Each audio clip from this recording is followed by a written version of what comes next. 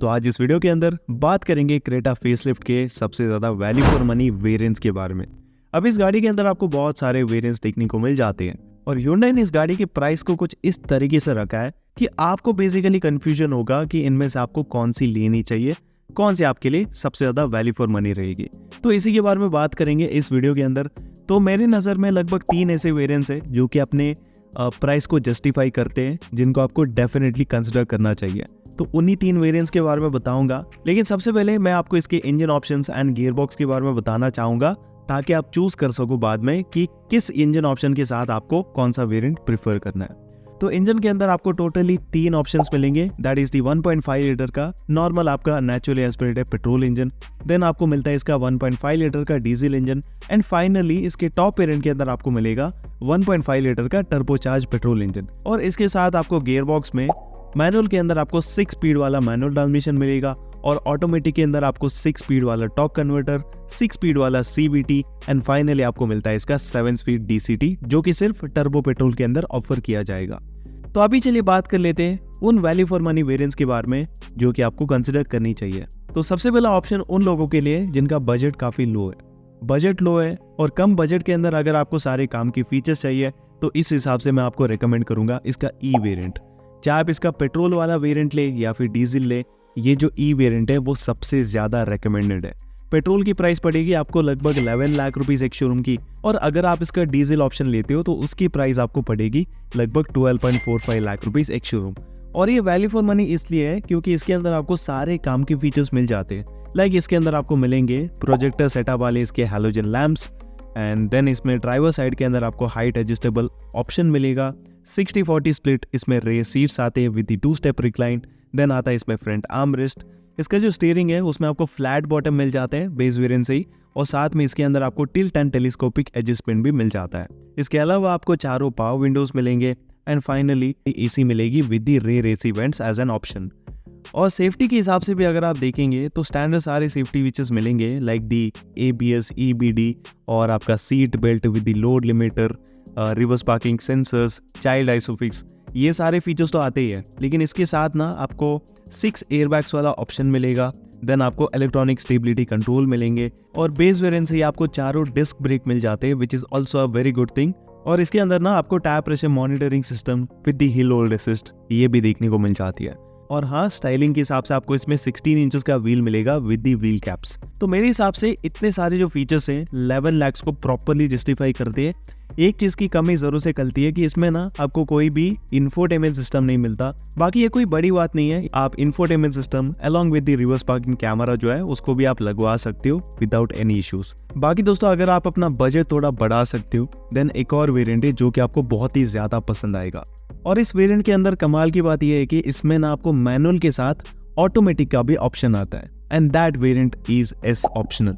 इसके पीछे ना आपको EX एंड S वेरिएंट भी मिलते थे, बट वो बिल्कुल भी वैल्यू फॉर मनी नहीं है क्योंकि उसके अंदर उतने सारे एड ऑन्स नहीं है, बस नॉर्मल एड ऑन्स है। उसके अंदर ना आपको लगभग 8 इंचेस का इंफोटेनमेंट सिस्टम मिलता है, देन आपको rear wiper with the deep foggers, आपका electronically adjustable and foldable ORVMs, steering mounted controls, और ऐसे ही सारे जो कॉस्मेटिक रिलेटेड फीचर्स है ना वो इसमें आते हैं। और उसके लिए आपको लगभग ऐसे 2 लाख का प्रीमियम देना पड़ेगा। लेकिन वही अगर आप ये वाला वेरिएंट लेते हो that is the S optional, इसके अंदर बहुत सारे फीचर्स मिल जाते हैं, और जो भी फीचर्स मिलते हैं ना वो अपने प्राइस को डेफिनेटली जस्टिफाई करते हैं। लाइक इसके अंदर आपको मिलेगा dual zone climate control AC, जो कि बहुत ही प्रीमियम फीचर है। उसके बाद आपको मिलेगा इसमें keyless entry with the push start stop button, electronically adjustable and foldable ORVMs with the auto fold technology, and then इसके अंदर दोस्तों आपको 17 इंचेस के जो ब्लैक एलॉय व्हील्स है वो देखने को मिलेंगे। वैसे लोअर वेरिएंट के अंदर आपको मशीन कट एलॉय व्हील्स है ना वो देखने को मिलते हैं। एंड देन दोस्तों इसमें आता है पैनोरामिक सनरूफ, एंड इसके अलावा आपको electronic parking brake with the auto hold technology. Then automatic अगर आप लेते हो तो उसमें आपको पैडल शिफ्टर्स भी मिलते हैं with the multi drive modes. और इतने सारे फीचर्स के हिसाब से तो पेट्रोल के अंदर अगर आप ये लेते हो तो वो आपको पड़ेगी लगभग 14.32 लाख रुपीस एक शोरूम पर, और अगर आप S ऑप्शनल डीजल के अंदर लेते हो तो वो आपको पड़ेगी अराउंड 15.82 लाख रुपीस। और जिस तरह के आपको फीचर्स मिलते हैं इस वेरिएंट के अंदर वो अपने प्राइसिंग को डेफिनेटली जस्टिफाई कर रही है। और बेस्ट थिंग ये है कि आप ना इसमें ऑटोमेटिक वेरिएंट भी ले सकते हो। 1.5 लीटर का जो पेट्रोल है उसके अंदर आपको CVT ऑप्शन मिलता है लगभग 15.82 लाख रुपीस एक शोरूम पर, और इवन डीजल के अंदर भी अगर आपको ऑटोमेटिक ऑप्शन चाहिए देन 6 स्पीड का टॉर्क कन्वर्टर वाला जो ऑप्शन है वो आपको 17.32 लाख रुपीस एक शोरूम पर देखने को मिलेगा। और मेरे हिसाब से बिल्कुल ही वैल्यू फॉर मनी है। ऑटोमेटिक भी आपको ऑप्शन मिलेगा और साथ में आपको जो सारे नीडेड फीचर्स है वो भी आपको देखने को मिल जाते हैं। लेकिन इसको छोड़कर अगर आप अपना जो बजट है वो और इंक्रीज कर सकते हो, स्पेशली अगर आप 1.5 लीटर पेट्रोल के अंदर ऑटोमेटिक CVT लेने के बारे में सोच रहे हो, देन इसका जो SX टेक वाला वेरिएंट है ना वो भी काफ़ी ज़्यादा वैल्यू फॉर मनी है।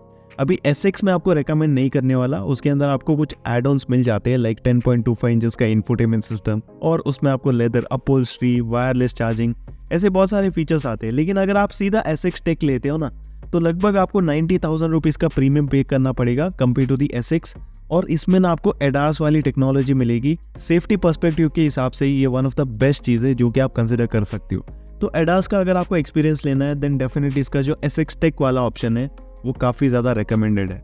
एंड 1.5 लीटर पेट्रोल ऑटोमेटिक के अंदर ये मुझे सबसे ज़्यादा वैल्यू फॉर मनी लगती है। अगर इसमें डीजल ऑटोमेटिक भी आता देन डेफिनेटली मैं रिकमेंड कर सकता था, बट अनफॉर्चुनेटली आपको डीजल ऑटोमेटिक जो है वो केवल इसके SX ऑप्शनल के अंदर ही देखने को मिल जाएगा।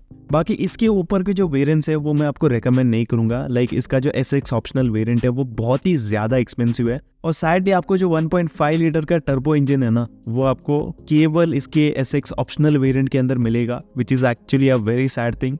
बाकी अगर आपको परफॉर्मेंस के हिसाब से कोई भी कॉम्प्रोमाइज़ नहीं करना, सारे फीचर्स अगर आपको एक्सपीरियंस करने हैं देन आप डेफिनेटली ले सकते हो। उसके अंदर आपको 7 स्पीड का DCD भी मिलेगा तो आप मज़े ले सकते हो। लेकिन याद रखना इसकी जो प्राइस है ना वो आपको 20 लाख की पड़ेगी एंड ऑन रोड जो है वो आपको लगभग 23 से लेकर 25 लाख के बीच में पड़ सकती है। So that is going to be very expensive.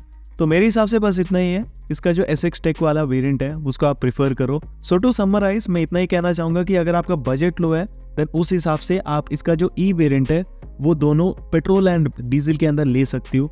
बस उसमें आपको मैनुअल ऑप्शन मिलेगा और सारे जो काम के फीचर्स है ना वो भी आते हैं। इसके बाद अगर आप अपना थोड़ा सा बजट एक्सटेंड कर सकते हो देन इसका जो S ऑप्शनल वेरिएंट है वो कंसिडर कर सकते हो, दोनों मैनुअल एंड ऑटोमेटिक के साथ for both diesel and petrol option. And then अगर आप इसका पेट्रोल ऑटोमेटिक लेने का सोच रहे हो और अगर आपको थोड़े और फीचर्स को एक्सपीरियंस करना है देन इसका जो SX टेक वाला वेरिएंट है उसको आप कंसिडर कर सकते, क्योंकि उसके अंदर आपको एडास वाली टेक्नोलॉजी मिलेगी और मेरे हिसाब से 90,000 का जो प्रीमियम है ना वो डेफिनेटली वर्थ इट है इस एडास वाले टेक्नोलॉजी के लिए। तो ये तो सब कुछ जो कि मैं आपको बताना चाहता था इस वीडियो के अंदर। बाकी अगर आपको वीडियो यूजफुल लगी या फिर पसंद आई तो ज़रूर से इस वीडियो को लाइक करना बिल्कुल भी मत भूलिएगा। एंड इसी के साथ चलिए मिलते हैं आपसे अगली वीडियो के अंदर।